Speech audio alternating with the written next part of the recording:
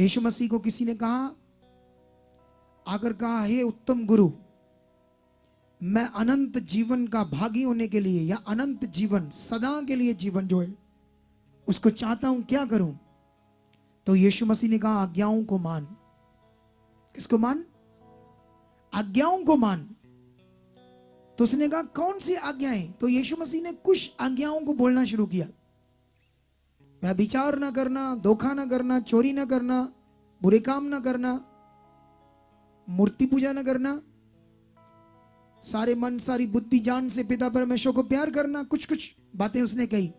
अभी यीशु मसीह बोल ही रहा था तो वो आदमी बोला, मैं तो इन्हें करता हूं लड़कपन से। तो यीशु मसीह आत्मा से भरा था। उसने जानते क्या कहा? यीशु ने उसको कहा, जा तू अपनी सारा धन बेच के कंगालों को बांट दे और मेरे पीछे आ जा। और बाइबल में लिखा, जब वो गया तो वापस नहीं आया। जानते क्यों? क्योंकि धन पर मन रखना, धन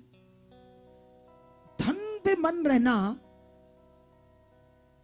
फिर वो कभी भी परमेश्वर की ये बात को समझ या मान नहीं सकता। जिसका मन धन के ऊपर आ गया, पैसे के ऊपर आ गया, और जिसका पैसे के ऊपर मन होगा, वो कभी भी अपना दशमांश या उसके कामों के लिए नहीं आगे आएगा। जिसका पैसे पे मन होगा, अगर वो बेच देता वो आदमी और यीशु के पीछे आ जाता,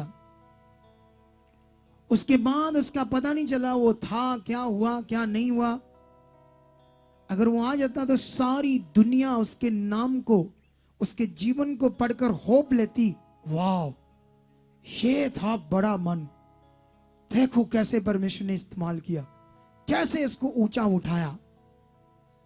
लेकिन उसका पता ही नहीं चला क्या हुआ। जितने नबियों को आप देखोगे बाइबल में, जितने भविष्यवक्ताओं को आप देखोगे, उनका बड़ा मन सिर्फ किसके लिए था? और लिखा, धन चीजें उनके पीछे आई, आज भी जाएंगी।